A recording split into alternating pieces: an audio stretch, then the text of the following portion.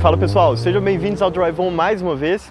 E hoje para o nosso quadro de avaliações eu trouxe um carro que eu imagino que boa parte de vocês fiquem tão confusos quanto eu na hora que sabem que ele ainda é vendido como um 0 km. E esse carro é o...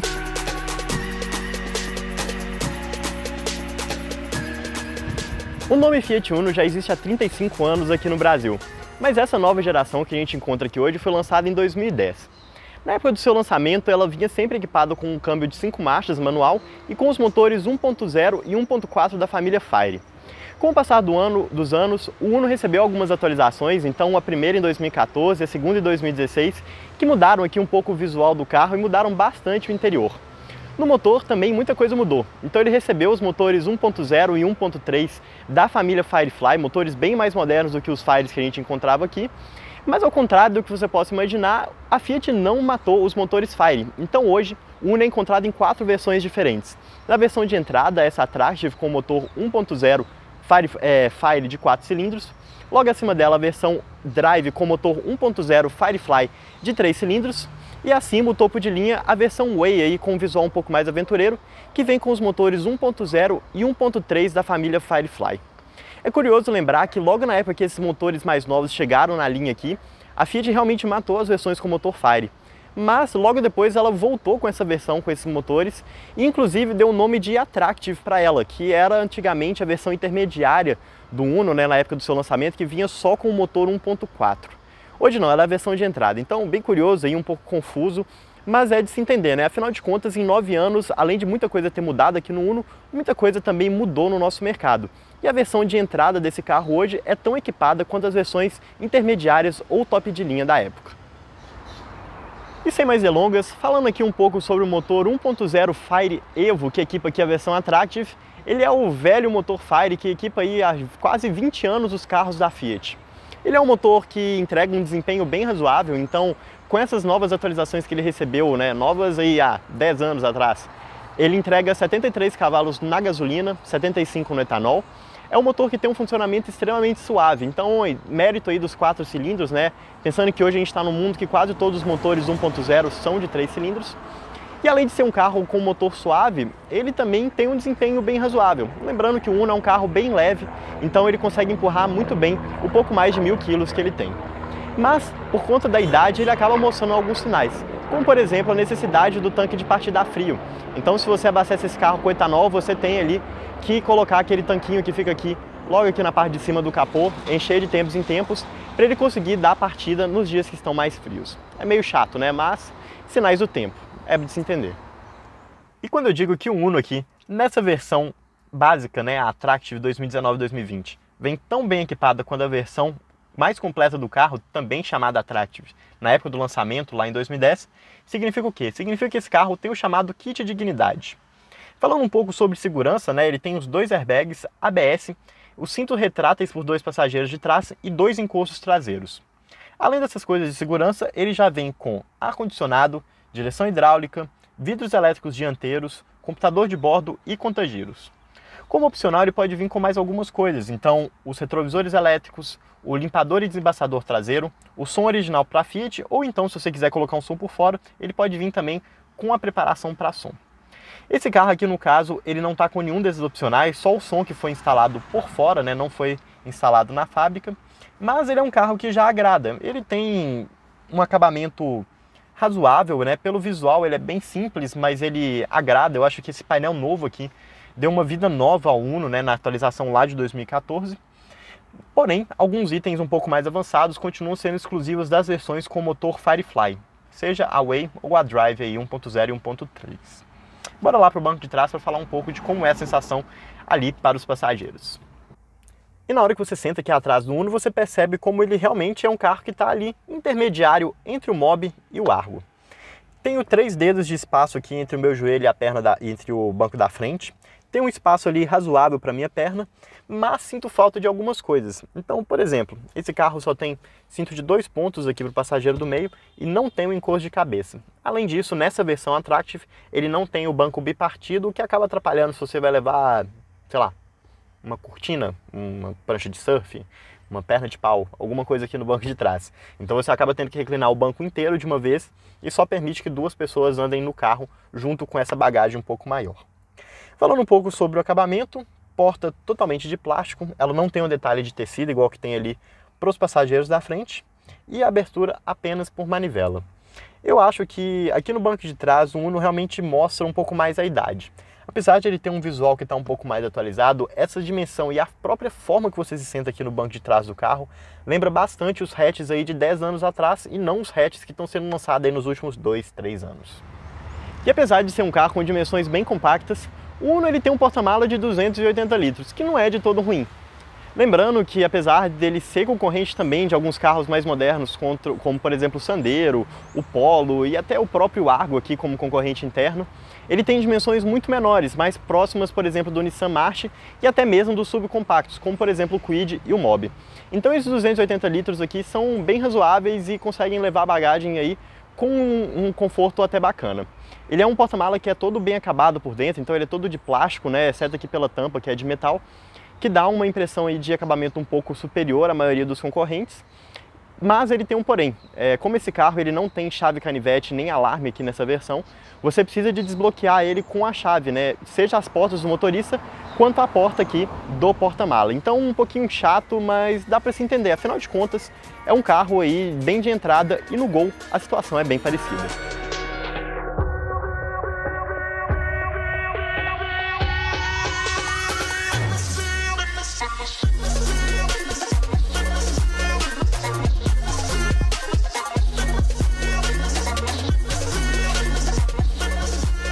A primeira coisa que fica muito aparente é como esse carro é praticamente uma bateria de escola de samba.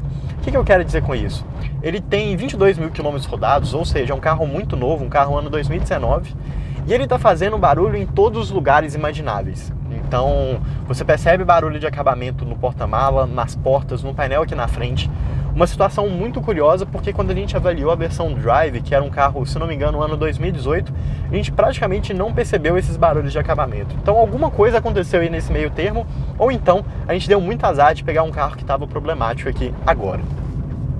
Mas como um todo, o funcionamento do carro é bem legal. Apesar dele fazer esses barulhos, a construção do Uno melhorou bastante nos últimos anos. Então ele é um carro que tem um acabamento bem agradável, que tem uma solidez no rodar um pouco maior do que você percebia nas versões anteriores, principalmente quando o assunto é suspensão. O Uno, na época do lançamento, ele era um carro com uma suspensão extremamente macia. Então era aquele carro que você fazia uma curva um pouco mais rápida, você sentia o carro jogando de um lado para o outro.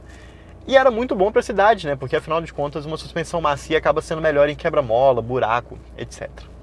Aqui nessa versão mais nova, né, 2019 e também a 2020, você já percebe uma configuração de suspensão muito mais sólida. Então é um carro que continua sendo muito confortável na cidade, então ele é praticamente um devorador de quebra-mola, passa muito bem nos buracos, passa pouca sensação aqui para o motorista, mas ele é um carro que passa muito mais segurança na hora que você está em alta velocidade. Então se você for fazer uma curva um pouco mais rápida, se você estiver numa estrada, alguma situação desse tipo, você vai sentir muito mais confiança no rodar do carro do que você sentia nas versões anteriores. Então aí, ponto positivo para Fiat, né? Uma evolução bem legal que o carro recebeu aí nos últimos anos. Um outro ponto, porém, que ele não evoluiu tanto assim, é no câmbio. Os novos carros da Fiat, né, o Argo, por exemplo, ou até mesmo alguns outros carros, como por exemplo o Renegade, que é mais ou menos aí um irmão, né, afinal todos os carros são da FCA, tem um câmbio com engates continuam sendo longos, continuam sendo macios, mas bem mais precisos. Aqui no Uno Attract você percebe uma situação muito similar à que era encontrada nos Fiats mais antigos, né, realmente aí da época do lançamento aqui do carro. Então uma embreagem esponjosa, você pisa nela, ela tem um feedback muito ruim, você não sente qual que é o ponto, e um câmbio que tem engates muito longos e muito borrachudos, então você precisa de fazer um movimento muito longo para fazer a troca de marcha, e na hora que a marcha entra é impressionante, você mexe aqui no câmbio, eu tô com a segunda engatada, e é impressionante, o câmbio mexe como se ele estivesse em ponto morto. Então, para aquelas pessoas que são menos acostumadas em andar aqui no carro, isso pode até ser um pouco esquisito, e para mim é um dos pontos negativos aqui do Uno. Ponto positivo, porém, é esse motor 1.0. Ele claramente não é um motor tão bom quanto o 3 cilindros Drive, e nem é uma coisa que deve ser discutida, afinal de contas é um motor muito mais antigo.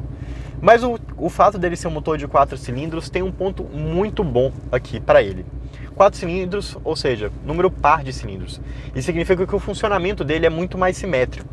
Ou seja, quando você está parado no sinal, igual que eu estou aqui nessa situação, você praticamente não sente vibração do carro. Parece quase que ele está desligado. O que é muito legal e muito diferente do que você encontra nos carros com motor de 3 cilindros. O funcionamento dele na cidade, quando você está em rotações mais baixas, então você está ali a 1.500, 3.000 RPM, no máximo fazendo uma ladeira, alguma coisa desse tipo, ele tem um funcionamento bem legal e passa uma sensação muito boa aqui para o motorista. O problema, porém, é que ele é um motor que tem um funcionamento um pouco preguiçoso, podemos dizer, em médias e altas rotações.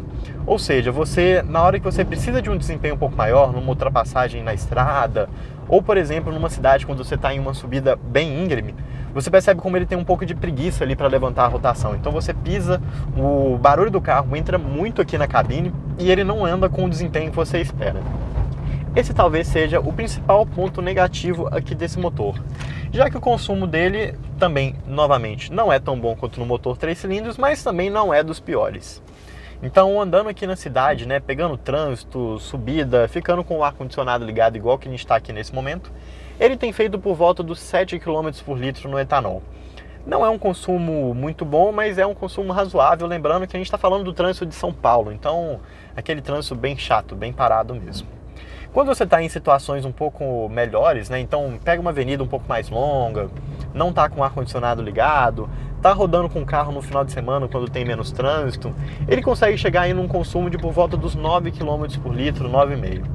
Ou seja, é um carro que tem um consumo ok, não está definitivamente entre os melhores da categoria, mas também não chega a ser um ponto negativo aqui desse motor Fire, né, que é um motor que já tem 20 anos de idade. Outro ponto que é legal ser ressaltado, né, que tem tudo a ver com o consumo, é que, ao contrário das versões com motor Firefly, aqui na versão Attractive, o Uno tem direção hidráulica e não direção elétrica. E por que isso tem a ver com o consumo, né? As direções elétricas, elas funcionam através de um motor elétrico que faz o volante ficar mais leve para você. Aqui na direção hidráulica, ela tem uma bomba hidráulica que está acoplada ao motor. Então acaba sendo um peso ali um pouco maior que você tem que colocar ali do lado do funcionamento dele. Isso acaba interferindo um pouco no consumo e tem um comportamento um pouco diferente, né? Enquanto nas direções elétricas você consegue fazer uma progressividade bem legal, então um volante que é muito leve quando você está manobrando e um pouco mais pesado na hora que você está na estrada, aqui na direção hidráulica não. Então ele é um volante que tem um peso até bem alto, né? Ele é um volante pesado para fazer manobra e na hora que você está em velocidades um pouco mais altas na estrada, ela se torna uma direção um pouco molenga, o que não te passa tanta segurança. Novamente aí, ponto negativo aqui da versão Attractive, mas que quando você pega as versões Drive, você já tem uma situação diferente.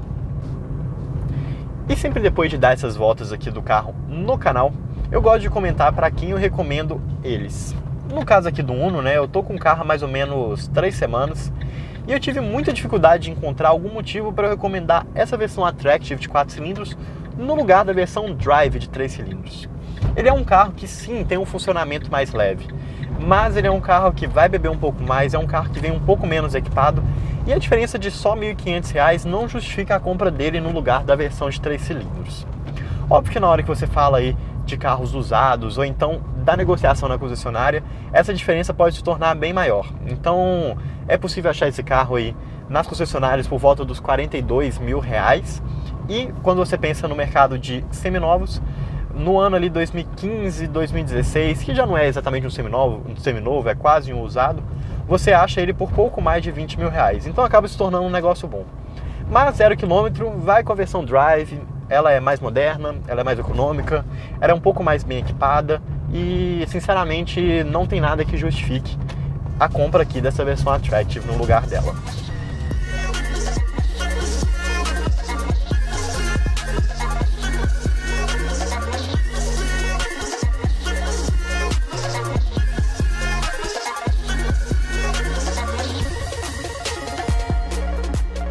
E depois de dar essa voltinha e conhecer um pouco mais aqui do Uno Attractive, chegou a hora de pontuar os pontos positivos e negativos desse velho Fiat aqui. Diria que o primeiro ponto positivo dele é a suspensão. Uma suspensão extremamente bem calibrada, que, ao contrário dos mais antigos, não são mais uma suspensão maciona, então ela continua sendo extremamente confortável, como sempre foi, mas agora passando uma sensação muito melhor em altas velocidades. O segundo ponto positivo dele é o acabamento. Isso eu falo mais da impressão que você tem no acabamento. Então, apesar de ser um carro de entrada, um carro que custa aí pouco mais de 40 mil reais hoje, ele tem um acabamento bem legal. Então tem uma faixa ali colorida no painel, tem plásticos que passam uma boa sensação, tem tecido na porta, então realmente um outro ponto positivo aqui do carro. E o terceiro ponto positivo dele, por fim, são os equipamentos. Novamente, é um carro básico, é um carro de entrada, é um carro que custa pouco mais de 40 mil reais, que já vem equipado com todo o kit de dignidade que você espera. Então, de série, ele já tem ar-condicionado, direção hidráulica, vidros elétricos, conta-giros, computador de bordo, airbag, ABS, então uma lista aí de equipamentos que não é fora do normal, mas que combina muito bem aqui com o carro. Porém, ele não é perfeito, né? Assim como todos os outros carros, o Uno tem aonde melhorar. Eu diria que o primeiro ponto negativo dele é a qualidade de construção. Então, apesar de ser um carro que tem uma sensação de acabamento muito boa, ele é um carro que tem uma qualidade de construção muito ruim. Então, como eu tinha comentado, ele faz barulho em todos os lugares imagináveis e, inclusive, é uma situação complicada, né? É pouco comum de ver isso nos carros mais modernos. O segundo ponto negativo dele é o câmbio. Então, um câmbio aí com relações de marcha muito longas, com engates muito longos e muito borrachudos. Realmente acho que não casa bem aqui com o carro e principalmente vendo que a Fiat conseguiria fazer melhor, mas não fez aqui no caso dele. E mesmo fazendo todas essas ressalvas aqui sobre o Uno Attractive, eu continuo achando que ele é um dos carros mais competentes aqui da categoria. Lembrando que, claro, eu não estou comparando ele com o novo Onix, com o novo HB20, com o Argo, com o Polo. Eu estou comparando ele com outros hatches compactos de entrada. Então estou falando aí de Nissan March, Gol 1.0 e até o Sandero aí nas versões mais básicas. Ele é um carro que tem um desempenho bem legal, que tem uns equipamentos legais, que tem um espaço interno razoável e, como um todo, bem competente no que ele se propõe a ser. Mas bora bater um papo aí nos comentários, eu quero saber de vocês. Vocês são do times que acham aqui que o Uno é um carro que não deveria existir mais, que é praticamente um mistério porque esse carro ainda está no nosso mercado? Ou vocês acham que ele ainda tem um espaço, que ele ainda é relevante e que ainda faz sentido ter essa versão com motor 4 cilindros? Então bora bater um papo aqui bem bacana nos comentários, não deixa de seguir as nossas redes sociais que estão aparecendo aqui no topo e espero que vocês tenham gostado de mais um vídeo aqui, mais uma avaliação nossa aqui no Drive On. Um abraço a todos!